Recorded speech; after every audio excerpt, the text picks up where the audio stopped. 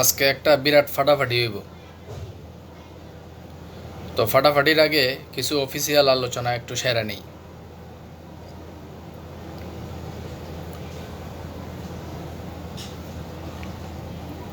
গতকালকে ডেস্টিনি 2000 লিমিটেডের নবনিযুক্ত ম্যানেজিং কোঅর্ডিনেটর জনাব আশরাফুল আমিনের একটা ফেসবুক পোস্টের মাধ্যমে হাইকোর্টের যেই ঐতিহাসিক রায়, ডেস্টিনি কেন্দ্রিক যেই ঐতিহাসিক রায়, সেই রায় সম্পর্কে একটা ধারণা পেলাম।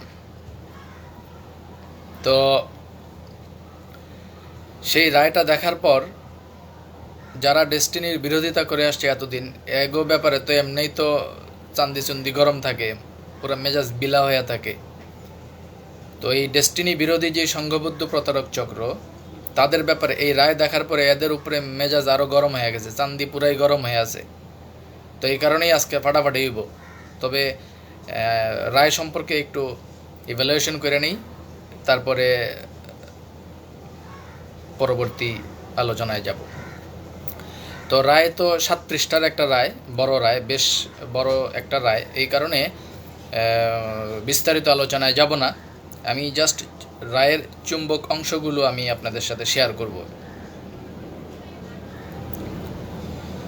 যারা ফেসবুকে আছেন সবাই কম বেশি ওই রায়টা দেখেছেন। আমি প্রথমেই সবার কাছে আমি বিনীতভাবে অনুরোধ করব, আপনারা প্রত্যেকে দয়া করে এই 7 পৃষ্ঠার পুরো রায়টা পড়ে নেবেন। মানে প্রত্যেক বিনিয়োগকারীর এই রায়টা পড়াটা প্রয়োজন বলে আমি মনে করি। তাহলে বুঝতে পারবেন যে আসলে রাষ্ট্র আমাদেরকে কত বড় ধরনের একটা অপরচুনিটি দিয়েছে। এই জন্য রায়টা সবাই পড়ে নেবেন, এটা আপনাদের কাছে আমি একটা অনুরোধ রাখছি। তো যাই হোক, 7 পৃষ্ঠার ওই রায়টা আমি পড়েছি, আমি প্রায় 3 বারের মতো আমার পড়া হয়ে গেছে অলরেডি। তো ওইখান থেকে আমি কিছু চুম্বক অংশ আমি শেয়ার করছি, যেগুলো আমি মনে করি আমাদের প্রত্যেকের আমাদের জানা দরকার। যেমন 7 পৃষ্ঠার ওই রায়ের 2য় পৃষ্ঠার শেষ প্যারাটা কিন্তু খুবই গুরুত্বপূর্ণ। যারা এখনও পড়েন না, আমি বলবো এটা পড়ে নেবেন। তো ওই 7 পৃষ্ঠার ওই রায়ের 2য় পৃষ্ঠার শেষ প্যারায় কি লেখা আছে? ওইখানে লেখা আছে, যেহেতু মাননীয় আপিল বিভাগ বা অন্য কোনো আদালত কোম্পানিকে তার ব্যবসা চালিয়ে যেতে, মানে ডেস্টিনিকে তার ব্যবসা চালিয়ে যেতে কখনো বাধা দেননি, তাই 31 অক্টোবর 2020 তারিখে অনুষ্ঠিত একটি বিশেষ সাধারণ সভায় ডেস্টিনির পরিচালনা পর্ষদ পুনর্গঠন করা হয়। ওইখানে আরও বলা হয় যে এখানে 9 জন শেয়ার হোল্ডার যারা দুদকের দায়ের করা কোনো ফৌজদারি মামলায় অভিযুক্ত নন তথা মামলার বাইরে আছেন, এই রকম 9 জন পরিচালক, তারা পরিচালক হিসেবে নিয়োগ হয়েছিল সেই তলবি সভায়, এবং প্রাসঙ্গিক রিটার্নগুলি 3 ডিসেম্বর 2020 এবং 4 এপ্রিল 2020 তারিখে আরজেসির ফাইল আপডেটের জন্য জমা দেওয়া হয়েছিল, কিন্তু সেগুলো রেকর্ড করা হয়নি। ওইটা কিন্তু রায়ের 2য় পৃষ্ঠায় আপনি দেখবেন লেখা আছে। তো এটা রেকর্ডটা কেন করা হয়নি, এটা আমরা ওই সময় যারা খুব কাছে থেকে বিষয়গুলো দেখেছেন আপনারা জানেন যে ওই বৈশাখী টিভির অপব্যবহারের মাধ্যমে ওই তৎকালীন ডেস্টিনি বিরোধী যে প্রতারক চক্র, তারা এই আমাদের তলবি সভা পরবর্তী সময়ে আরজেএসসিতে ফাইল আপডেটের জন্য যেই ডকুমেন্টসগুলো দেওয়া হয়েছিল, ওই কাজগুলো কিন্তু তারা তাদের বৈশাখী টিভির অপব্যবহারের মাধ্যমে করতে দেয়নি বা বাধা দিয়েছিল। সেই বিষয়টাই কিন্তু এই হাইকোর্টের রায়ে কিন্তু বিস্তারিত উঠে এসেছে, আপনারা দেখেছেন নিশ্চয়ই। তো আসেন এখন আমরা রায়টাকে একটু ইভ্যালুয়েশন করার আগে আমরা তলবি সভার পূর্ববর্তী একটা ইতিহাস সম্পর্কে একটু ধারণা নেই। কম বেশি আমাদের অনেকেরই এই ব্যাপারগুলোতে একটা ধারণা হয়ে গেছে, আমি তারপরে আবার বিষয়টা আবার একটু রিপিট করব আমাদের সকলের জ্ঞাতার্থে। মূলত 2012 সালে যখন আমাদের সংকট শুরু হওয়ার পর 575 76 বা 78 এই সময়টায় এই স্টেটমেন্টে এসে আমাদের ডেস্টিনির সার্ভারটা কিন্তু বন্ধ হয়ে যায়। পরবর্তীতে জনাব আশরাফুল আমিনের নেতৃত্বে এই সার্ভারটাকে আবার পুনরায় চালু করে ব্যবসায়িক কার্যক্রম পুনরায় চালু করে 603, 4 বা 5 এইরকম স্টেটমেন্ট পর্যন্ত ব্যবসাটাকে কিন্তু টেনে নিয়ে যাওয়া হয়।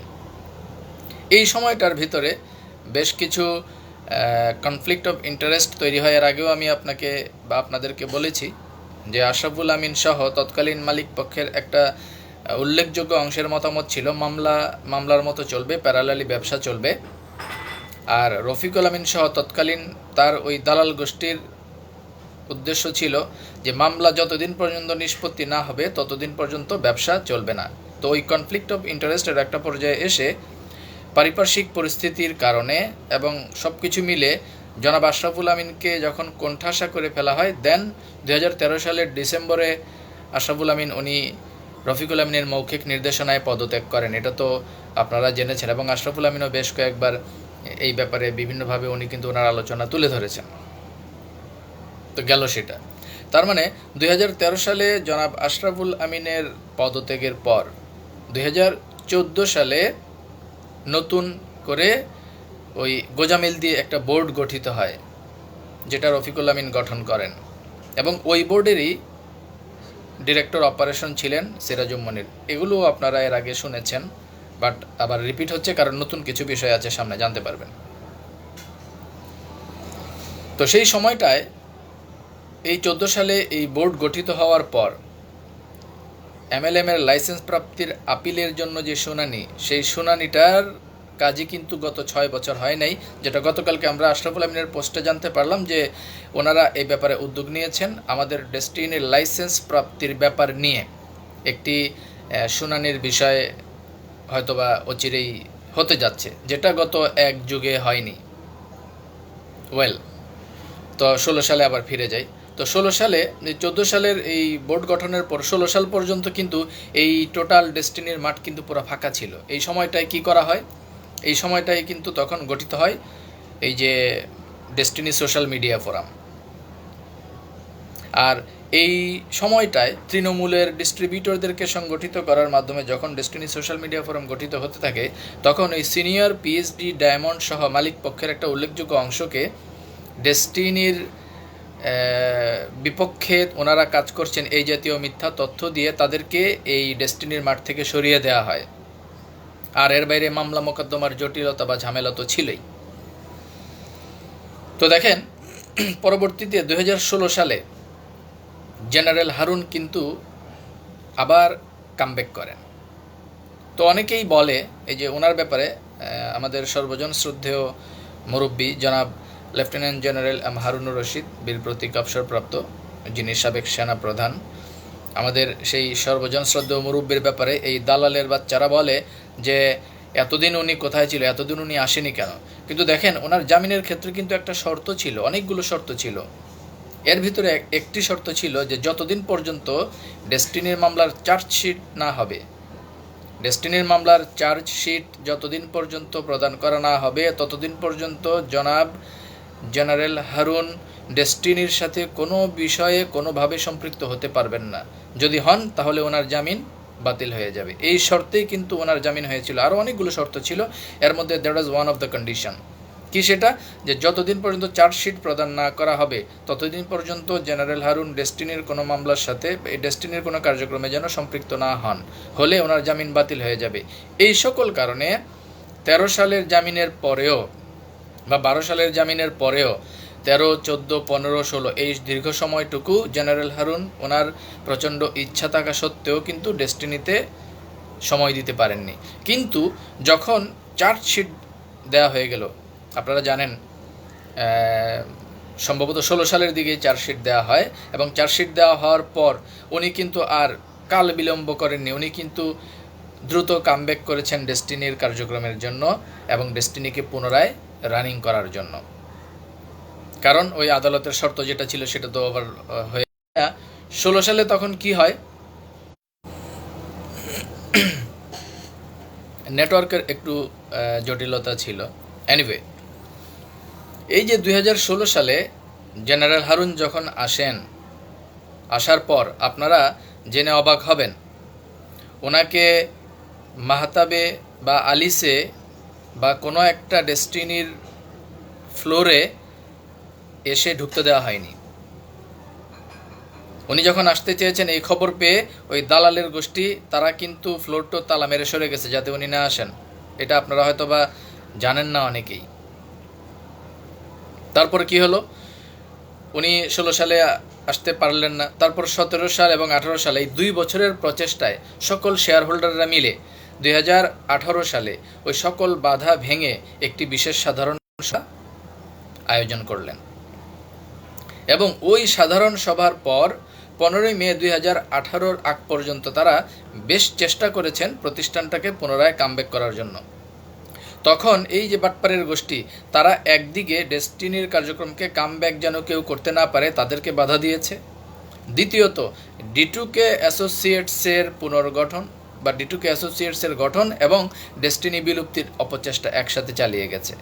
দেন 15 মে 2018-তে আদালতের পক্ষ থেকে ডেস্টিনিকে অবসায়নের একটা আদেশ আসে। তো এই আদেশের পরে মালিক পক্ষ আবার এই আদেশের বিরুদ্ধে বা এই আদেশের বিপরীতে আবার আদালতে আপিল করেন, মানে যেটা চেম্বার জজে পরবর্তীতে স্টে হয়।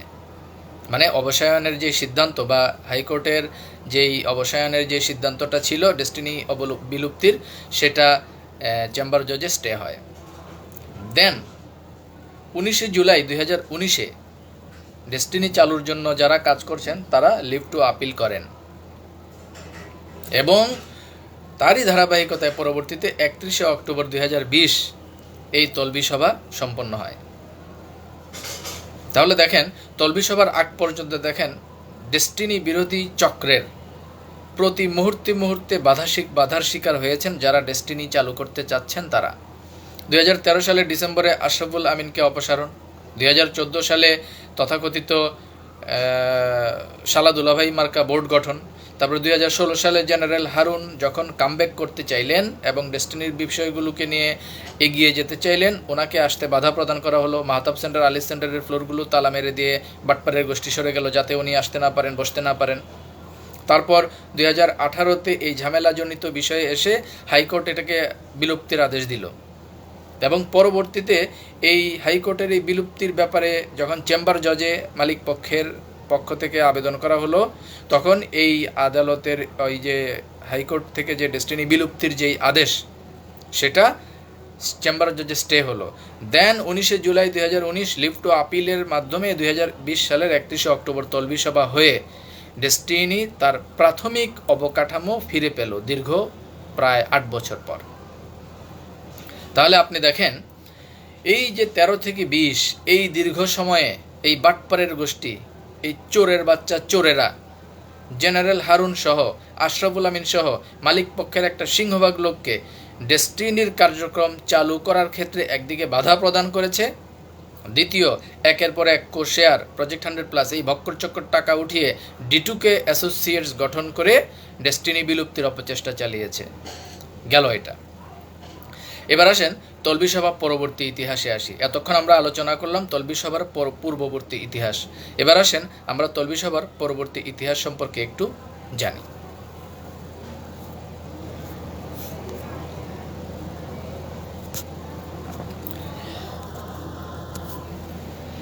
তলবি সভার পরবর্তী সময়ে দেখেন, যখন তলবি সভা হয়ে গেল, তলবি সভা হয়ে যাওয়ার পরেও এই মানে যে নতুন বোর্ড গঠন হলো, ওনারা বোর্ড মিটিং করতে পারছিলেন না বা AGM করতে পারছিলেন না আইনি বাধ্যবাধকতা থাকার কারণে। কিসের আইনি বাধ্যবাধকতা? কারণ 2018 সালে ওই যে অবসায়নের যে আদেশটা ছিল, এটার একটা সুরাহা না হলে তো ওনারা AGM করতে পারছেন না বা তলবি সভার পরে বোর্ড মিটিং করতে পারছেন না, একটা জটিলতা ছিল। দেন ওনারা আদালতে যখন আপিল করেন এই বোর্ডের বৈধতার জন্য এবং এই বোর্ডের কার্যক্রম স্বাভাবিক করে AGM-এর জন্য যখন এই তলবি সভার পক্ষ থেকে আবেদন করা হয়, তখন এই যে বাটপারের গোষ্ঠী, স্পেসিফিক্যালি সিরামনির এই বাটপারের বাচ্চা রফিকুল আমিনের নির্দেশনায় তার অসৎ উদ্দেশ্য তার অসৎ উদ্দেশ্য, রফিকুল আমিনের অসৎ উদ্দেশ্য চরিতার্থ করার জন্য এই বাটপারের বাচ্চা সিরাজুম মনির তখন ওই তলবি সভার যেই আবেদন, সেই আবেদনের বিরুদ্ধে হাইকোর্টে পাল্টা আবেদন করে এবং হাইকোর্টে আবেদন করে এই বিষয়ে যে এই তলবি সভা অবৈধ, এটাকে যেন অবৈধ ঘোষণা করা হয় এবং 2018 সালে যেই হাইকোর্টে ডেস্টিনি বিলুপ্তির যে আদেশ ছিল সেই আদেশে যেন বহাল থাকে এবং ডেস্টিনি যেন বিলুপ্ত করে দেওয়া হয়। এই আবেদন করে এই সিরাজুম মনিরের বাচ্চা, এই সিরা মনিরের বাচ্চা, এই মুনাফিকের বাচ্চা। দেন তাদের এই আবেদনের পর একদিকে এই সিরাজুম মনির, তার সাথে আরও 3টা বাটপার সহ 4 জন মিলে হাইকোর্টে আপিল করে এই বোর্ডের তলবি সভার অবৈধ ঘোষণার জন্য। আবার তলবি সভার যে 9 জন যারা শেয়ার হোল্ডার মামলার বাইরে আছেন, যারা তলবি সভার মাধ্যমে বোর্ড গঠিত হয়েছিল, সেই 9 জন আবার যেহেতু আপিল করেছেন যে এই বোর্ডকে বৈধতা দেওয়া হোক, তো একদিকে তলবি সভার 9 জন বলছেন বোর্ডকে বৈধতা দেওয়া হোক, আরেকদিকে এই সিরাজুম মনির, এই সিরা মনিরের বাটপারের বাচ্চারা বলতেছে বোর্ডকে অবৈধ ঘোষণা করা হোক। এই যে দুই পক্ষের কামড়াকামড়ি, এই দুই পক্ষের কামড়াকামড়ির কারণেই তখনই কিন্তু কি হয় জানেন, তখন আদালত দেখে যে রাষ্ট্রের পক্ষ থেকে আদালত দেখে যে মালিক পক্ষের একটা অংশ চাচ্ছে ডেস্টিনি চালু করতে, আরেকটা অংশ চাচ্ছে ডেস্টিনি অবলুপ্ত করে দিতে।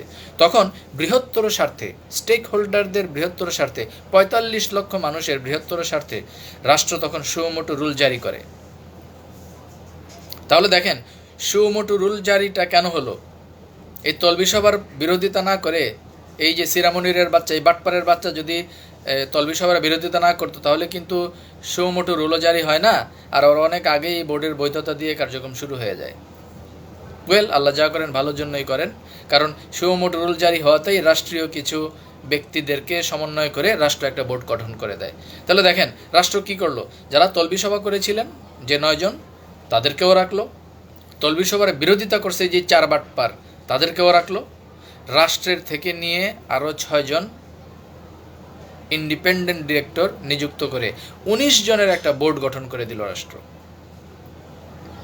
তাহলে দেখেন হাইকোর্ট যে বোর্ড গঠন করে দিল, হাইকোর্ট তো তাহলে ওই সবার কথাই তো গ্রহণ করলো, মানে যারা তলবি সভা করেছিলেন তাদেরকেও রাখলো, যারা তলবি সভার বিরোধিতা করলো তাদেরকেও রাখলো, সাথে রাষ্ট্রের পক্ষ থেকে 6 জন ব্যক্তিকে দিল যে আপনারাও এটা একসাথে মার্চ করে সমন্বয় করেন 45 লক্ষ মানুষের কর্মসংস্থানের স্বার্থে। তাহলে দেখেন এর চেয়ে উত্তম সলিউশন কি আর দ্বিতীয়টা আছে? নাই। কিন্তু দেখেন এই হাইকোর্ট অ্যাপয়েন্টেড বোর্ড হওয়ার পরেও এই বাটপারের বাচ্চারা কত ধরনের নোংরামি করেছে,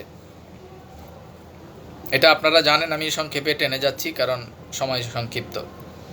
প্রথম যিনি চেয়ারম্যান ছিলেন বিচারপতি জনাব মঈনুল ইসলাম চৌধুরী, ওনাকে টেকনিক্যাল প্রেশার দিয়ে, ওনার হোয়াটসঅ্যাপে মানে বিভিন্নভাবে মেসেজ দিয়ে, নাম্বার দিয়ে, ওই যে বাটপার, এটা তো বাটপারের নির্দেশনা, তার নেটওয়ার্কে লাগাই দিয়েছে, বলছে এই নাম্বারে ফোন করে আপনারা টাকা ফেরত চাইবেন, এই চাইবেন, সেই চাইবেন। এই ধরনের টেকনিক্যাল প্রেশারের কারণে এই যে বয়স্ক ভদ্রলোক যিনি বিচারপতি, সম্মানিত বিচারপতি, উনি কিন্তু ব্যক্তিগত কারণ দেখিয়ে পদত্যাগ করলেন, চলে গেলেন।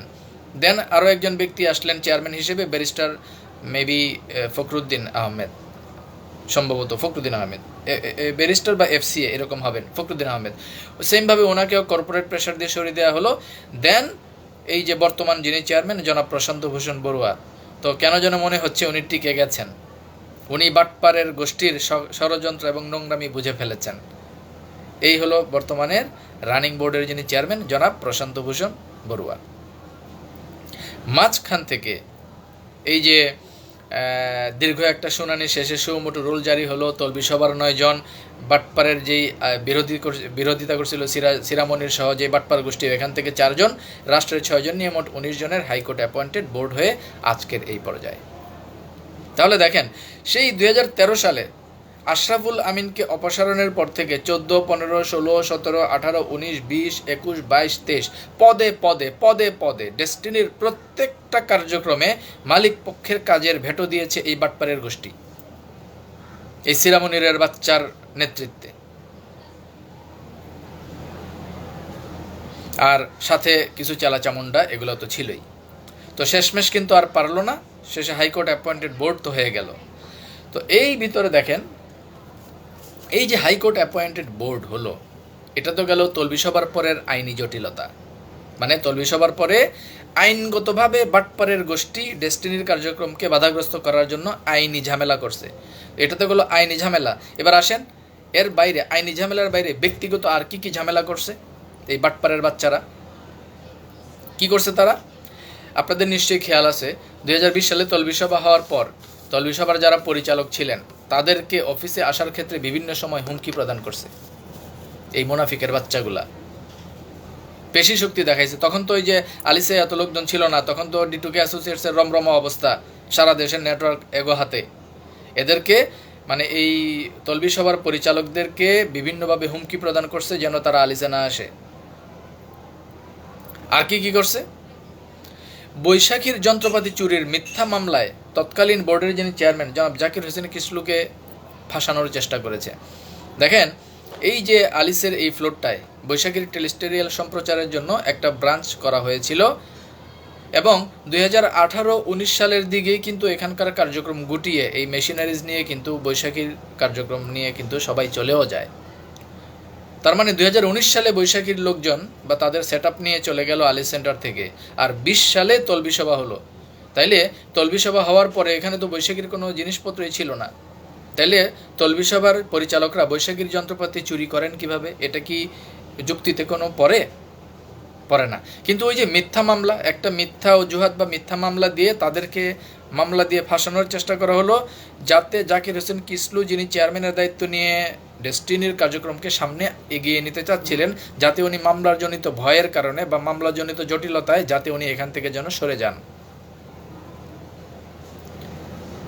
আমি যদি ভুল করে না থাকি এখনও পর্যন্ত ওই মামলার হাজিরা মনে হয় এই ভদ্রলোককে দিতে হয় এবং ওনার নিজের টাকার খরচ দিয়েই হয়তো বা এই মামলা ওনার মানে টানতে হচ্ছে। দেখেন ডেস্টিনিকে উদ্ধার করতে এসে জনাব জাকির হোসেন কিসলুর এখন কী দশা, ওনার ব্যক্তিগত মামলা এখন ওনার টানতে হয়, নিজের পকেট থেকে হয়তো বা টাকা দিয়ে উনি টানেন। এই রকম জটিলতা তৈরি করেছে বাটপারের গোষ্ঠী পদে পদে। এই বাধা কাটিয়ে ওনারা তাদের কার্যক্রম চালিয়ে গেলেন, বৈশাখীর মামলাও ফেস করলেন। পরবর্তীতে কি করলো? বৈশাখীর অপব্যবহার করে বৈশাখীর সাংবাদিক পাঠিয়ে, যেহেতু ডেস্টিনি একটা বিতর্কিত বিষয়, বৈশাখীর সাংবাদিক পাঠিয়ে ঢাকা দক্ষিণ সিটি কর্পোরেশন যে ট্রেড লাইসেন্স করা হয়েছিল সেই ট্রেড লাইসেন্সটাকে ভুয়া বলে এটাকে নবায়ন বাতিল করলো এই বাটপারের গোষ্ঠী। তারপরে যে ব্যাংক অ্যাকাউন্ট করা হয়েছিল সেই ব্যাংক অ্যাকাউন্টটাও কি করলো? এই বৈশাখীর অপব্যবহারের মাধ্যমে বাতিল করলো। আর কি করলো? পিএইচডি কনফারেন্স যেটা আয়োজন করেছিল তৎকালীন ডেস্টিনি সেন্ট্রাল পিএইচডি ফোরাম, এই পিএইচডি কনফারেন্সকে অবৈধ ঘোষণা করলো এবং দাপ্তরিক প্রজ্ঞাপন দিয়ে বললো যে এই পিএইচডি কনফারেন্সের জন্য কেউ না আসে, এটা কোম্পানির অফিসিয়াল কোনো পিএইচডি কনফারেন্স না। মনে আছে আপনাদের? কিন্তু তারপরে 500 পিএইচডির উপস্থিতি কিন্তু একটা সাকসেসফুল প্রোগ্রাম সেন্ট্রাল পিএইচডি ফোরামের দায়িত্বশীল যারা তারা করেছিলেন। ডায়মন্ড কনফারেন্সের যে আয়োজন করা হয়েছিল মাহতাবের 3 তলায়, সেই ডায়মন্ড কনফারেন্সের বিরোধিতা করেও এই বাটপারের গোষ্ঠী, এই যে সিরামনির এই নাটের গুরু, এই বান্দির পুত দাপ্তরিক প্রজ্ঞাপন দিয়ে বলেছিল যে ডায়মন্ড কনফারেন্সও নাকি অফিসিয়াল না। কিন্তু ওই ডায়মন্ড কনফারেন্সও কিন্তু সাকসেসফুলি অর্গানাইজ হয়েছিল, যেখানে জেনারেল হারুন সাহেব ছিলেন এবং ডক্টর শামসুল হক ভূঁইয়া, প্রয়াত শামসুল হক ভূঁইয়া, ওনারা দুজন ছিলেন এবং ওনারা দুজন একটা প্রতিজ্ঞা করেছিলেন। জেনারেল হারুন বলেছিলেন যে আমি জীবনে কোনো কাজে হাত দিয়ে ব্যর্থ হইনি, এই ডেস্টিনির কাজে হাত দিয়েও ব্যর্থ হতে চাই না। শামসুল হক ভূঁইয়া উনিও একই কথা বলেছিলেন যে আমি জীবনে কোনো কাজে হাত দিয়ে ব্যর্থ হইনি, এই কাজেও ব্যর্থ হতে চাই না।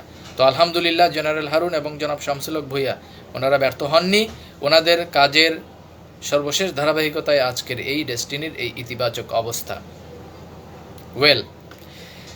দেন আরও কাজ করেছিল আলিস সেন্টারের ফ্লোরগুলো, তখন তারা অপদখলের চেষ্টা করেছিল। আপনাদের মনে আছে বিএমএ অডিটোরিয়ামে, এগুলো সব ডকুমেন্টস আছে আমাদের কাছে, আছে অডিও ভিডিও রেকর্ড সবই আছে। বিএমএ অডিটোরিয়ামে প্রায় 1-1.5 লোক নিয়ে একটা প্রোগ্রাম করছিল এই সিরামনিরের বাচ্চা, এই বান্দির পুত। প্রোগ্রাম কইরা প্রোগ্রাম শেষে কি করছিল জানেন? প্রোগ্রাম শেষে প্রায় 400-500 লোক নিয়ে আলিস সেন্টারের নিচে আসছিল, মানে মস্তানি করতে আসছিল। এই এখন তো মুখ দিয়ে তো অনেক বাজে জিনিস চলে আসে।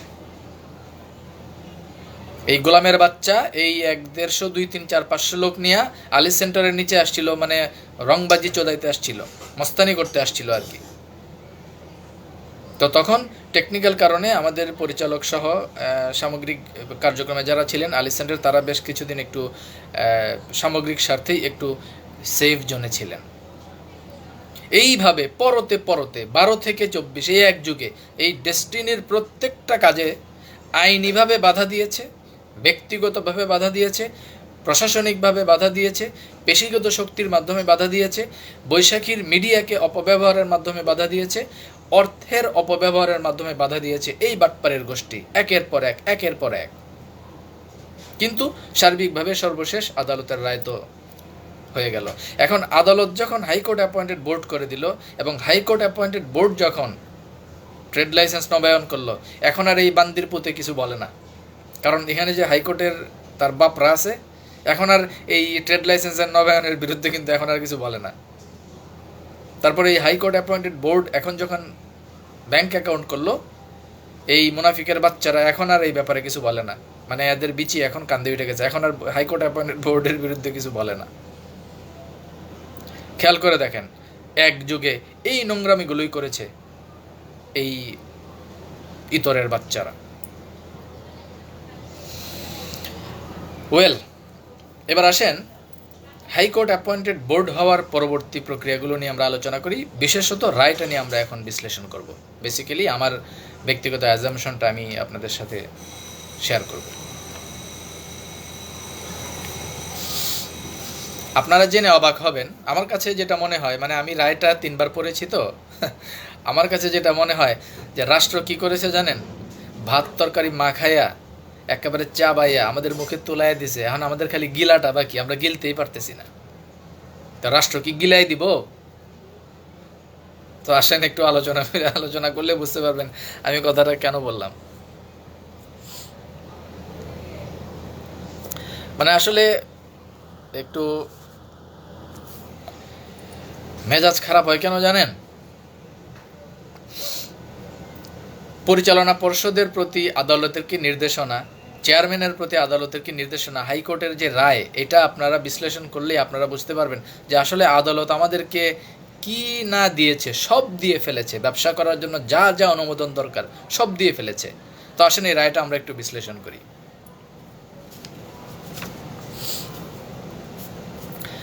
প্রথম যে আলোচনাটা করব, যে হাইকোর্টের অ্যাপয়েন্টেড যে বোর্ড, সেই বোর্ডের যিনি চেয়ারম্যান, ওনাকে রাষ্ট্রের আদালত সর্বময় ক্ষমতা দিয়েছে।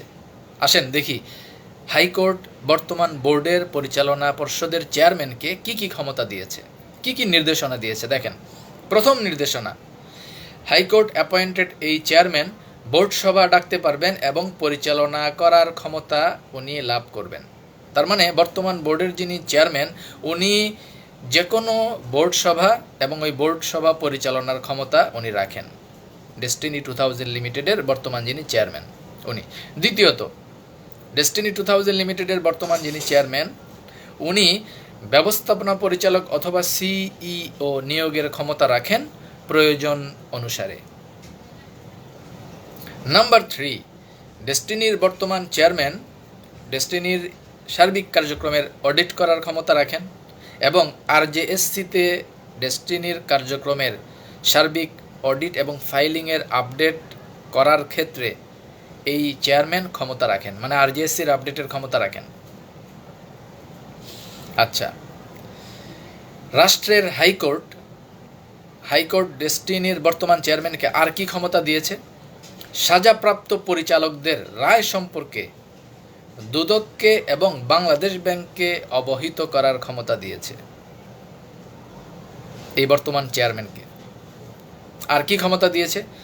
সাজাপ্রাপ্ত আসামিরা, সাজাপ্রাপ্ত পরিচালকরা জেল খাটা অবস্থায় কোম্পানির কার্যক্রম যেন বন্ধ না থাকে এবং কোম্পানির ব্যবসায়িক কার্যক্রম যেন স্বাভাবিকভাবে পরিচালিত হয়, সেই ক্ষেত্রে যে কোনো এক্সিকিউটিভ ডিসিশন নেওয়ার ক্ষমতা প্রদান, এই ক্ষমতা কে দিয়েছে? হাইকোর্ট দিয়েছে এই চেয়ারম্যান যিনি আছেন ওনাকে। কি ক্ষমতা?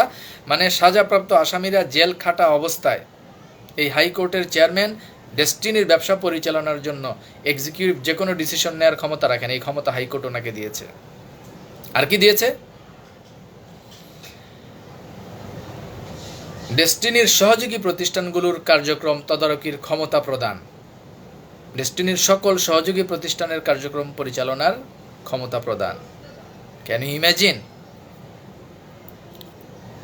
আরও কি দিয়েছে? হাইকোর্ট অ্যাপয়েন্টেড বোর্ডের চেয়ারম্যানকে রাষ্ট্রীয়ভাবে আদালত এই ক্ষমতাও দিয়েছে যে আদালত কর্তৃক যে রায়, সেই রায় বাস্তবায়নের সার্বিক ক্ষমতা। তার মানে দেখেন, এই যে বর্তমান যিনি চেয়ারম্যান, হাইকোর্ট অ্যাপয়েন্টেড বোর্ডে যিনি চেয়ারম্যান, উনি কিন্তু একটা স্পেশাল দায়িত্ব নিয়ে কিন্তু এই পদে এসেছেন।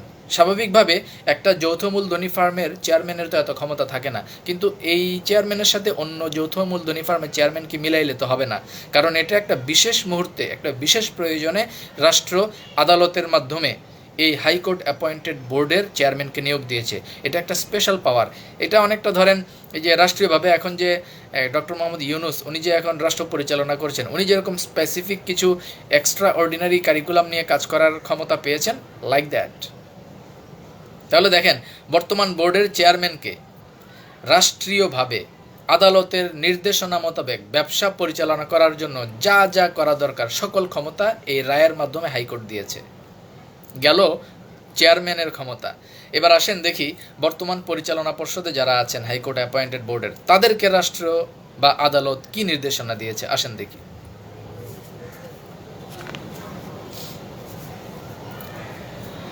পরিচালনা পর্ষদের প্রতি আদালতের নির্দেশনা। নাম্বার 1, প্রয়োজন অনুপাতে উপকমিটি গঠন এবং কার্যক্রম বাস্তবায়ন। নাম্বার 2, সিএ ফার্ম নিয়োগের মাধ্যমে অডিট সম্পাদন এবং পূর্ববর্তী পরিচালকদের দ্বারা সংগঠিত অপরাধসমূহের বিশ্লেষণ এবং অপরাধ চিহ্নিতকরণ। পরিচালনা পর্ষদে যারা আছেন, আপনারা বুঝতেছেন আপনাদের ক্ষমতা? বুঝলে তো এত দেরি হওয়ার তো কথা না, আরো অনেক আগেই তো অনেক কিছু হওয়ার কথা। 2 বছর হয়ে গেল প্রায় এই রায়ের। যাই হোক, 3 নাম্বার কি ক্ষমতা? স্টেক হোল্ডারদের সমস্যা সমাধানের জন্য কাজের গতিপথ নির্ধারণ। স্টেক হোল্ডার কারা? আমরা যারা বিনিয়োগকারী, ডেস্টিনির 45 লক্ষ মানুষ যারা এটার স্টেক হোল্ডার, তাদের সমস্যা সমাধানের জন্য কাজের গতিপথ নির্ধারণ। এটার ক্ষমতা রাষ্ট্র এই পরিচালনা পর্ষদের পরিচালক যারা আপনারা আছেন আপনাদেরকে দিয়েছে। তো আপনারা আমাদের সমস্যা সমাধানের জন্য কাজের কি কি গতিপথ নির্ধারণ করেছেন? হাইকোর্টের পরিচালিত বোর্ডের যারা আমাদের ডেস্টিনির মালিক পক্ষের যারা শেয়ার হোল্ডার আছেন, আপনাদের উদ্দেশ্যে বলছি আর কি। অনেক পরিশ্রমী আপনারা করেছেন, অনেক কিছু করেছেন, তো আরও অনেক বেশি কিছু তো আমরা আপনাদের কাছ থেকে আশা করি। প্রায় 2 বছর হয়ে গেল। ওয়েল, বর্তমান পরিচালনা পর্ষদকে হাইকোর্ট আর কি কি ক্ষমতা দিয়েছে? বর্তমান বোর্ড কর্তৃক ডেস্টিনির বাগানের সমস্ত গাছের নিয়ন্ত্রণ গ্রহণ। কি বুঝলেন? এই যে বাটপাড়ার বাচ্চাগুলো বলে না যে ডেস্টিনির বর্তমান বোর্ড ডেস্টিনি 2000 লিমিটেডের বাইরে কিছু করতে পারবে না, এই বাটপাড়ার বাচ্চারা তোরা হাইকোর্টের রায়টা পড়। হাইকোর্টের রায়ে কি বলছে? ডেস্টিনির সকল বাগানের সমস্ত গাছের পূর্ণ নিয়ন্ত্রণ এই বোর্ডকে নিতে বলছে, এই পরিচালনা পর্ষদের পরিচালকদের নিতে বলছে। তার মানে কি, ট্রি প্ল্যান্টেশনের সমস্ত গাছের নিয়ন্ত্রণ হাইকোর্ট কাকে নিতে বলছে? এই বর্তমান বোর্ডকে। এই ডেস্টিনি 2000 লিমিটেডের বোর্ড, এটাকে শুধু ডেস্টিনির 2000 লিমিটেডের বোর্ডের মধ্যে সীমাবদ্ধ রাখলে তো হবে না। এটা একটা বিশেষ মুহূর্তে বিশেষভাবে গঠিত একটা বোর্ড। এই বাটপাড়ার বাচ্চারা বলে যে ডেস্টিনি ট্রি প্ল্যান্টেশনের নিয়ন্ত্রণ বা ডেস্টিনি ট্রি প্ল্যান্টেশনের অ্যাক্সেস নেওয়ার ক্ষমতা নাকি এই বোর্ডের নাই। রায় পড়ছস রে বাটপাড়ার বাচ্চারা? পড়বি কেমনে? সারাদিন তো দালালি করো স্যার, রফিকুল আমিনের লেওয়া চাটস। রায় পড়ার কোনো সময় আছে তো গো? দালালি করি তুকুল পাস না। রায়টা পর বান্দির পুতেরা, রায়টা পরে দেখ, তারপরে দেখ কি বলে। আদালতের নির্দেশনা আছে এখানে, ডেস্টিনি ট্রি প্ল্যান্টেশনের সমস্ত গাছের নিয়ন্ত্রণ এই বর্তমান বোর্ডের পরিচালকদের নিয়ন্ত্রণে নিয়ে আসার নির্দেশনা রাষ্ট্র দিয়েছে, হাইকোর্ট দিয়েছে এই বোর্ডকে। আর কি ক্ষমতা এই বোর্ডকে, এই পরিচালনা পর্ষদের যারা আছেন তাদেরকে কি ক্ষমতা দিয়েছে হাইকোর্ট? কোম্পানির সকল ব্যাংক অ্যাকাউন্ট অবমুক্তকরণ, তবে যারা মামলার আসামি দোষীদের অ্যাকাউন্ট ব্যতীত, মানে ওই যে যারা মামলার আসামি, ওই যে অন্যান্য যারা যারা আছে তাদের ব্যতীত আর কি। তো কোম্পানির নামে যে ব্যাংক অ্যাকাউন্টগুলো আছে এগুলো অবমুক্তির জন্য বর্তমান পরিচালনা পর্ষদ আসলে চেষ্টা অবশ্যই আশা করি করে যাচ্ছেন, কিন্তু আমরা পুরো ক্লিয়ার না আর কি। পাবলিকলি আপনারা অনেকগুলো কার্যক্রমের ব্যাপারে হয়তো বা যতটুকু বলা যায় আমাদেরকে যদি শেয়ার করতেন এটা আরও ভালো হইতো আর কি আমাদের জন্য। এনিওয়ে, হাইকোর্ট এই বোর্ডের পরিচালকদের আর কি ক্ষমতা দিয়েছে? কোম্পানির সকল সম্পত্তি অবমুক্তকরণ। শুধু ডেস্টিনি 2000 লিমিটেডের সম্পত্তির কথা বলে নাই, ট্রি প্ল্যান্টেশনের গাছের কথা যেভাবে বলেছে, সেমভাবে ডেস্টিনি গ্রুপের সকল সম্পত্তির অবমুক্তকরণ এবং অল রেসপন্সিবিলিটি টেক অফ করার দায়িত্ব এই বোর্ডকে দিয়েছে। সেটা কক্সবাজারের হোটেল বলেন, কেরানীগঞ্জের কনফিগার হাউজিং বলেন, আপনার ছন্দ আনন্দ বলেন, আর ওই যে বন্দি শাহী কোল্ড স্টোরেজ বলেন, সিলেটের নবাব রোডের সেই 80-83 শতক জায়গা বলেন, আর বর্ণালী রাজশাহীর বর্ণালী বলেন, যাই বলেন না কেন, এই বোর্ডকে সেই ক্ষমতা দিয়েছে। তো বোর্ডের মেম্বাররা ওনাদের ক্ষমতা সম্পর্কে আসলে ওয়াকিবহাল কিনা এই ব্যাপারে একটি বিষয়ে মনে প্রশ্ন চলে আসে আর কি। আর নয় তো 2 বছরের মতো হয়ে গেল এই বোর্ডের কার্যক্রম, সেটা এতদিন তো গতিশীল ছিল না, যেটা আমরা গত 2 মাসে বৈষম্য বিরোধী কর্মসংস্থানের কার্যক্রমের মাধ্যমে আমরা দেখতে পাচ্ছি। এনিওয়ে, আমরা আশা করছি আরও ভালো কিছুই হবে। নতুন বোর্ডকে আমরা আরও গতিশীলভাবে দেখতে চাই। এনিওয়ে, এই নতুন বোর্ডকে হাইকোর্ট আর কি কি ক্ষমতা দিয়েছে? সার্বিক কার্যক্রম পরিচালনা এবং ব্যবসায়িক কার্যক্রম পরিচালনার ক্ষেত্রে যা যা পদক্ষেপ নেওয়া দরকার চেয়ারম্যানের নির্দেশনা মেনে চলে সেই কাজগুলো পরিপূর্ণ বাস্তবায়নের ক্ষমতা হাইকোর্ট এই পরিচালনা পর্ষদকে দিয়েছে। আর কি দিয়েছে? আরেকটা নির্দেশনা দিয়েছে, হাইকোর্ট অ্যাপয়েন্টেড চেয়ারম্যানের নির্দেশনা পরিপূর্ণভাবে অনুসরণ। তো বর্তমান বোর্ডের মধ্যে যারা দালাল আছেন, এই বাটপার গোষ্ঠীর যারা দালাল আছেন, বর্তমান বোর্ডের 2-1 জনের খবর আমরা পাইতেছি যে আপনারা এখনও কিছু ফাইজলামি করার চেষ্টা করতেছেন। তো আপনাদের প্রতি সবিনয়ে বিনীতভাবে বলতে চাই, আমরা বিনিয়োগকারীরা ভদ্র আছি, আমাদের ভদ্র থাকতে দেন। বোর্ডের পরিচালক যারা আছেন, আপনারা দালালের যারা দোসর আছেন, এই যে সিরামনির সহ কিছু ওই যে দালাল গোষ্ঠী যারা আছেন, আপনারা এখনও নাকি একটু আমলাতান্ত্রিক কিছু জটিলতার চিন্তাভাবনা করতেছেন। আপনাদেরকে একটা কথা স্পষ্টভাবে বলতে চাই যে আমাদের যদি মুখ ছুটে তাহলে কিন্তু আপনারা টিকতে পারবেন না। আমরা তো রফিকুল আমিনরাই তো গুনি না, বাল দিয়েও তো গুনি না, তা আপনারা কোন চ্যাটের বাল? নতুন বোর্ডের বিরোধিতা করছিলেন, তারপরেও বোর্ড হয়েছে, সেই বোর্ডে আসছেন।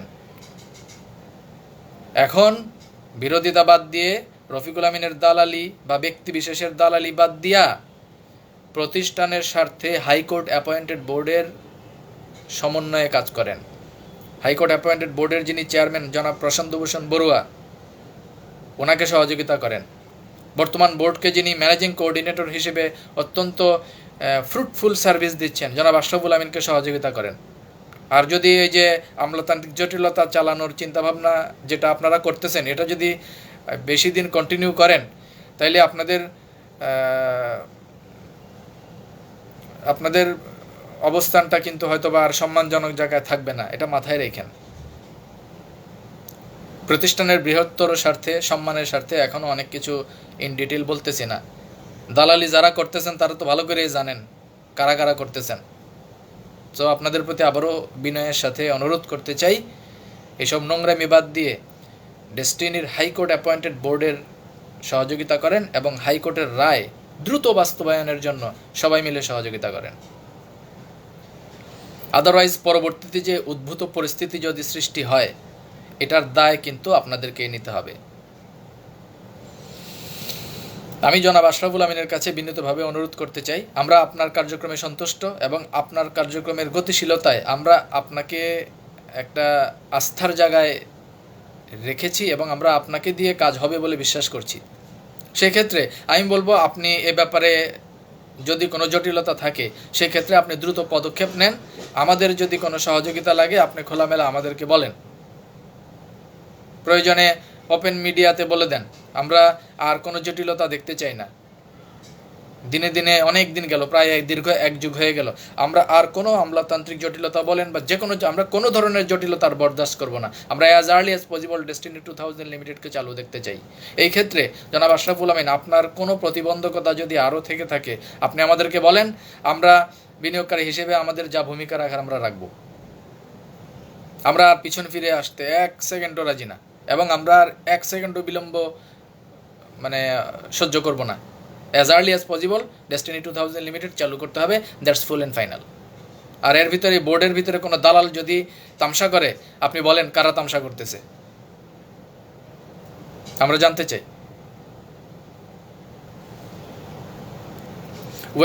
হাইকোর্ট শুধু বর্তমান বোর্ডের চেয়ারম্যান এবং পরিচালকদেরই নির্দেশনা দেয় নাই, দুদক এবং বাংলাদেশ ব্যাংকেও নির্দেশনা দিছে। কি নির্দেশনা দিছে? দুদক এবং বাংলাদেশ ব্যাংক দুটো প্রতিষ্ঠানকে হাইকোর্ট নির্দেশনা দিয়েছে ডেস্টিনির ব্যবসা পরিচালনার জন্য দুদক চেয়ারম্যানকে সরাসরি নির্দেশনা প্রদান করেছে হাইকোর্ট এই রায়ের মাধ্যমে। সকল কার্যক্রমে ডেস্টিনির এই হাইকোর্ট অ্যাপয়েন্টেড বোর্ডকে সহযোগিতা করার জন্য দুদক চেয়ারম্যানকে নির্দেশনা দিয়েছে। শুধু তাই না, বাংলাদেশ ব্যাংকের গভর্নরকে ডেস্টিনির সার্বিক ব্যবসা পরিচালনার জন্য এই হাইকোর্ট অ্যাপয়েন্টেড বোর্ডকে সহযোগিতা করার নির্দেশ দিয়েছে হাইকোর্ট। আরও আছে আরজেএসসি, এই যে register of joint stock companies and firms, যেটা যৌথ মূলধনী ফার্মের যে নিবন্ধনের যেই প্রতিষ্ঠান, তাদেরকে হাইকোর্টের পক্ষ থেকে সুনির্দিষ্ট নির্দেশনা দেওয়া হয়েছে। কি সেটা? ডেস্টিনি 2000 লিমিটেডের আরজেএসসি ফাইলিংয়ের আপডেট, মানে দ্রুত এটা আরজেএসসি আপডেটের নির্দেশনা দিয়েছে ডেস্টিনি 2000 লিমিটেডের। সেমভাবে বৈশাখী টিভির আরজেএসসি ফাইলিংয়ের নির্দেশনা দিয়েছে। একই সাথে বাকি ডেস্টিনি গ্রুপের বাকি সকল সহযোগী প্রতিষ্ঠানের আরজেএসসি ফাইলিংয়ের নির্দেশনা দিয়েছে। তো রাষ্ট্রের কাছে আর কি চান? রাষ্ট্র কি করলো? আপনাদের বোর্ড গঠন করে দিল। হাইকোর্ট অ্যাপয়েন্টেড বোর্ডের মাধ্যমে রাষ্ট্রীয়ভাবে কিছু বিশেষ ক্ষমতাপ্রাপ্ত ব্যক্তিকেও আপনাদের সাথে দিল। হাইকোর্ট অ্যাপয়েন্টেড চেয়ারম্যানকে একটা বিশেষ ক্ষমতা দিল, তাকে সর্বময় ক্ষমতার অধিকারী করল। পরিচালনা পর্ষদকে একটা বিশেষ ক্ষমতার অধিকারী করল। তারপর বাংলাদেশ ব্যাংক এবং দুদককে নির্দেশনা দিল আপনাদেরকে সহযোগিতা করতে। আরজেএসসিকে বলল আপনাদের সমস্ত ফাইল আপডেট করে দিতে। তো রাষ্ট্র আর কি করবে আপনাদেরকে? মানে রাষ্ট্র তো ভাত তরকারি মাখাইয়াও দিছে, হা করাইয়া তোলাইয়া খাওয়াইয়াও দিছে, চাবাইয়াও দিছে, এখন গিলাইয়াও কি রাষ্ট্র দিব?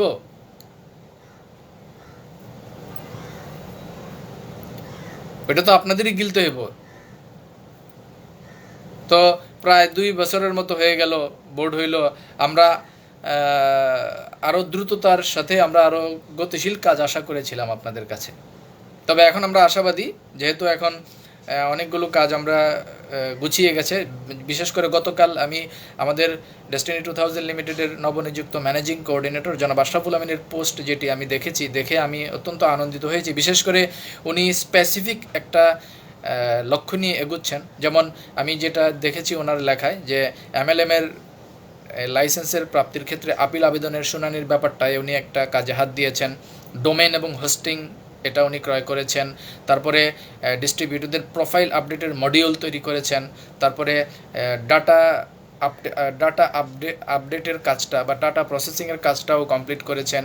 তারপর আইনজীবী নিয়োগের ব্যাপারের কাজও হয়ে গেছে এবং সামগ্রিকভাবে ব্যবসা পরিচালনার ক্ষেত্রে প্রোফাইল আপডেট, ডিন অ্যাক্টিভেশনের অনেকগুলো কাজ ওনারা শুরু করেছেন। এবং একই সাথে রাষ্ট্রীয় নীতি নির্ধারণী মহলের যে নির্দেশনা, হাইকোর্টের নির্দেশনা মেনে বাকি সমস্ত কাজ সম্পন্ন করার জন্য একদম চমৎকার একটা ফরম্যাট তৈরি করে উনি 2 থেকে 2.5 মাসের ভিতরে একটা সুন্দর অর্গানাইজড, একটা হারমোনাইজ শেপ দান করেছেন প্রতিষ্ঠানের কার্যক্রমকে। তো আমরা আর কাল বিলম্ব করতে রাজি নই। As early as possible destiny 2000 লিমিটেডের বিজনেস চালুর জন্য যা যা করণীয় দরকার দ্রুততম সময়ে এই কার্যক্রমগুলো করার ক্ষেত্রে আমরা জনাব আশরাফুল আমিন আপনার প্রতি বিনীত অনুরোধ করছি এবং আপনার কাজের সাথে আমরা পরিপূর্ণভাবে সমর্থন দিচ্ছি। এবং যত দ্রুত সম্ভব আপনি ডেস্টিনি 2000 লিমিটেডকে চালু করে আমাদের কর্মসংস্থান ফিরিয়ে দেন, আপনার প্রতি এটা আমাদের বিনীত অনুরোধ।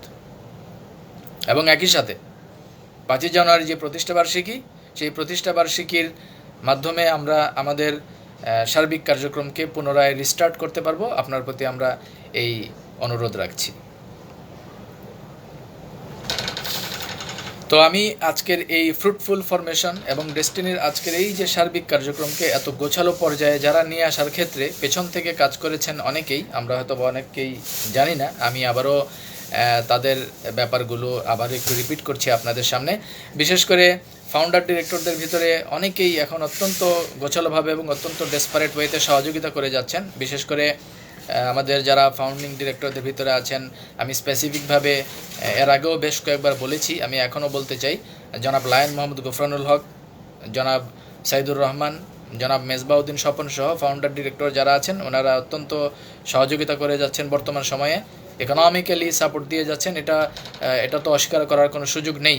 বর্তমানে আলিস সেন্টারের আপনার এই যে ফ্লোরগুলোর সার্ভিস চার্জ বলেন, স্টাফদের স্যালারি বলেন এবং সামগ্রিক কার্যক্রম বলেন বা অন্যান্য যা যা আছে যেগুলো বলেন, এগুলোর ক্ষেত্রে কোনো ধরনের কাজের ক্ষেত্রে কোনো ধরনের ঘাটতি কিন্তু ওনারা রাখেন নাই। এর বাইরে শেয়ার হোল্ডারদের ভিতরে অনেকে আছেন, গোলাম রব্বানী সুমন যিনি ডিডিও খুলনা বিভাগের ডিডিওর দায়িত্বে ছিলেন। এর বাইরে ডেস্টিনি সেন্ট্রাল পিএইচডি ফোরামের দায়িত্বশীল যারা আছেন ওনারা অক্লান্ত পরিশ্রম করে যাচ্ছেন। Destiny executive forum, destiny PhD forum, destiny distributor ফোরামের যারা আছেন তারা দায়িত্বশীলভাবে কাজ করে যাচ্ছেন। তারপর তলবি সভার মূল কারিগর জনাব আলহাজ মোহাম্মদ হোসেন এবং lieutenant general M Harunur Rashid, আমাদের দুজন শ্রদ্ধাভাজন ব্যক্তিত্ব, ওনাদের প্রতি কৃতজ্ঞতা প্রকাশ করছি। আজকের এই সুন্দর পরিবেশের ক্ষেত্রে ওনারা 20 সালে ভূমিকা না রাখলে আজকে এত দূর আসতো না।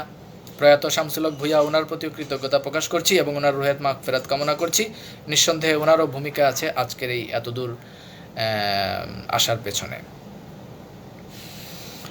তারপর বিশেষভাবে স্পেশালি আমি কৃতজ্ঞতা প্রকাশ করতে চাই জনাব আশরাফুল আমিন আপনার প্রতি, আপনার সুদক্ষ নির্দেশনায় এবং দক্ষ কৌশলী এবং দক্ষ নেতৃত্বে কূটনৈতিকভাবে আপনার চরম সফলতার একটা ফরমেশন আপনি দেখিয়ে গত 2 থেকে আড়াই মাসে একটা চমৎকার একটা ফরমেশন তৈরি করে ডেস্টিনিকে চালুর প্রায় দ্বারপ্রান্তে নিয়ে এসেছেন। এই জন্য আপনার প্রতিও স্পেশালি আমরা কৃতজ্ঞতা প্রকাশ করছি এবং একই সাথে আপনাকে ম্যানেজিং কোঅর্ডিনেটর হিসেবে পেয়ে আমরা আরও বেশি আশান্বিত এবং আমরা আশা করছি আপনি খুব দ্রুতই আমাদেরকে একটি রানিং প্রতিষ্ঠান হিসেবে ডেস্টিনি 2000 লিমিটেডকে আমাদের সামনে উপহার দেবেন ইনশাআল্লাহ। আর এর বাইরে আরও নাম না জানা আরও অনেকেই আছেন যারা প্রতিষ্ঠানকে বিভিন্নভাবে সার্বিক সহযোগিতা করে গেছেন। তবে রফিকুল আমিনের জন্য কোনো ধন্যবাদ নাই, অন্তত আমার পক্ষ থেকে নাই। সিরামনির এই বাটপারের বাচ্চার জন্য কোনো ধন্যবাদ নাই। এদের ব্যাপারে আমার পক্ষ থেকে কোনো ধন্যবাদ নাই। এদের প্রতি রইল তীব্র ঘৃণা, নিন্দা এবং গণজুতা নিক্ষেপ এবং গণথুতু নিক্ষেপ। হাসিনার পলায়নের পরে পাবলিকে যেরকম পাবলিকে গণজুতা নিক্ষেপ করছে, গণথুতু নিক্ষেপ করছে, এই সেমভাবে সামনে আমরা গণজুতা নিক্ষেপ করবো এগুলার মুখে, গণথুতু নিক্ষেপ করবো। 45 লক্ষ মানুষের ক্যারিয়ার নিয়ে গত 1 যুগ যারা তাদের স্বার্থ হাসিলের জন্য ছিনিমিনি খেলছে, 45 লক্ষ মানুষের পেটে রাষ্ট্র লাথি মারে নাই, 45 লক্ষ মানুষের পেটে লাথি মারছে এই মুনাফিকের বাচ্চাগুলা। এদের মুখে গণথুতু নিক্ষেপ এবং গণজুতা নিক্ষেপের কাজ সামনে আমরা ইনশাল্লাহ করব। সেই রকম কর্মসূচিও সামনে আমরা হাতে নিব। আগে ডেস্টিনির কার্যক্রমটা আমরা গুছিয়ে নেই। এদের জন্য কোনো ধন্যবাদ নাই, এদের জন্য শুধু ঘৃণা, গণঘৃণা। আমরা প্রয়োজনে মাহতাব সেন্টারের সামনে একটা ঘৃণা স্তম্ভ তৈরি করব এবং ওই ঘৃণা স্তম্ভে আমরা থুতু মারব। এটাই হবে এদের শাস্তি।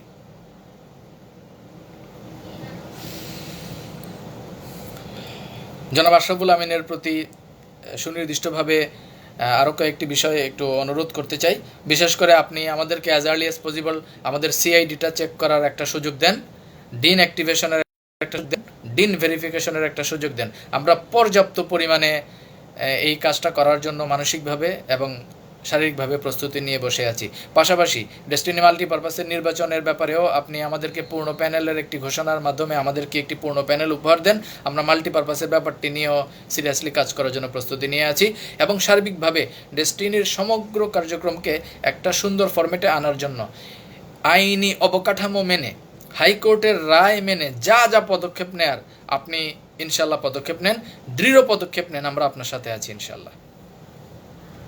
আর ওই দালালের বাচ্চাদেরকে সাইজ করার জন্য যা যা করা দরকার এটার জন্য ইনশাল্লাহ আমরাই যথেষ্ট। আপনি এই ব্যাপারে কোনো টেনশন নিয়েন না।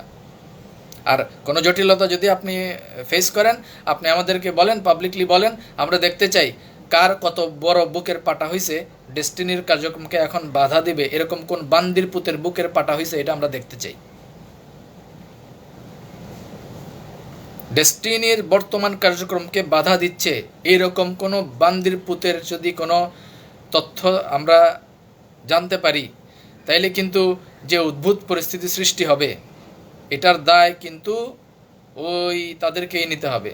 বাটপারের বাচ্চারা সাবধান হয়ে যা, সাবধান হয়ে যায়। লাস্ট মানে শেষ কিন্তু চলে আসছে, তোদের লাফালাফির কিন্তু শেষ পর্যায়ে চলে আসছে। সাবধান হয়ে যা। তো আমি জনাব আশরাফুল আমিন আপনাকে বলবো, যদি আপনি এই ধরনের কোনো তথ্য আপনার জানা থাকে বা আপনি এই ধরনের কোনো টেকনিক্যাল প্রবলেমে পড়ে থাকেন, আপনি আমাদেরকে বলেন, আমরা একটু তার বুকের পাটা কতটুকু এটা একটু দেখতে চাই। আর সংগঠনগুলোর উদ্দেশ্যে বক্তব্য আমি তো সব সময় প্রত্যেকটা প্রোগ্রামেই কম বেশি বলার চেষ্টা করি, আজকেও বলবো। যেহেতু একসাথে 12 সালের পর থেকে দীর্ঘ সময় আমরা একসাথে কাজ করেছি, এরপর তলবি সবার পরে কেন আপনারা গর্তে হান দিয়ে গেলেন এটা আপনারাই ভালো জানেন। দেখতেই তো পারতেছেন, সাপোর্ট দেন বা না দেন, হয়তোবা আপনারা সাপোর্ট দিলে কাজটা 6 মাস আগে হবে, সাপোর্ট না দিলে কাজটা হয়তো বা 6 মাস পরে হবে, বাট হবে। তো আপনাদের ব্যবসায়িক এবং আর্থিক মানে নিজেদের স্বার্থের জন্য হলেও বর্তমান বোর্ডকে সহযোগিতা করেন। এই যে অনেকেই এখনও দেখলাম বিভিন্ন ব্যানারের পোস্ট থেকে, ওই দিন দেখলাম একটা পোস্ট দিছে যে ভাতিজা সাবধান হয়ে যাও, ভাতিজা মানে যে আশরাফুল আমিনকে মিনিং করে আর কি। যত লাফালাফি করেন, যত যাই করেন, ওনারা ভাতিজা বলে না, যাই বল, ওনারা মালিক। ওনাদের সাথে সমন্বয় না করে ওনাদের হোগায় আঙ্গুল দিলে ওই এক যুগে যে শ্রম, সময়, মেধা, অর্থ দিছেন ওটার স্বীকৃতি তো পাইবেনই না, দৌড়ের উপরে থাকবেন। তো সংগঠনের যারা এতদিন কাজ করছেন, শ্রম, সময়, মেধা, অর্থের, আপনাদের এগুলোর স্বীকৃতির স্বার্থে হইলেও নতুন বোর্ড সহ সবাইকে সহযোগিতা করেন। আর না করলে ভালো হবে না, এটা মাথায় রেখেন। কাজ কিন্তু ঠিক ইনশাল্লাহ আগাই যাবে, মাঝখান থেকে ক্ষতিগ্রস্ত হবেন আপনারা, এটা মাথায় রেখেন। তো আপনারা আমাদের সহকর্মী, একসাথে দীর্ঘদিন কাজ করছি, এই কারণে বারবার শুভাকাঙ্ক্ষী হিসেবে এই কথাগুলো বলি আর কি। ভালো লাগলে শুনেন। আর বিনিয়োগকারীদের উদ্দেশ্যে বক্তব্য দিয়ে শেষ করে দেব। বিনিয়োগকারী যারা আছেন, ওই যে সবসময় একই কথাই তো আমি আপনাদেরকে বলি, সবার সব কিছুই মনিটরিং করবেন। সবাই কি করে, আলিস সেন্টারে কী হয় তাও দেখেন, মাধব সেন্টারে কী হয় তাও দেখেন, বাটপাড়ের গোষ্ঠী কী করে তাও দেখেন, মামলা মোকদ্দমা নিয়ে যেগুলো জামিন নাটক করতেছে সেগুলো কি করতেছে বাটপাড়ের বাচ্চারা, সেগুলোও দেখেন। সব কার্যক্রমকে সমন্বিতভাবে মনিটরিংয়ে রেখে একত্রিত করে নিজের বিচার বিবেচনা দিয়ে যেটাকে সঠিক এবং যৌক্তিক মনে হয় সেটাই ফলো করেন। তো আগামী 5ই জানুয়ারির প্রতিষ্ঠাবার্ষিকীর মাধ্যমে আমাদের যে স্বপ্নীল নবযাত্রা, সেটার দ্বিতীয় সংস্করণের নবযাত্রা শুরু হোক। আমরা আমাদের স্বপ্নীল নবযাত্রার দ্বিতীয় পদক্ষেপ আগামী 5ই জানুয়ারি প্রতিষ্ঠাবার্ষিকীর মাধ্যমে সেই কার্যক্রম শুরু করতে চাই। মালিক পক্ষের প্রতি এবং সকলের প্রতি, বিশেষভাবে ম্যানেজিং কোঅর্ডিনেটর জনাব আশরাফুল আমিন, আপনার প্রতি এই অনুরোধ এবং আবেদন জানিয়ে আমরা আজকের আলোচনা এখানেই শেষ করছি। সবাই ভালো থাকবেন। আসসালামু আলাইকুম।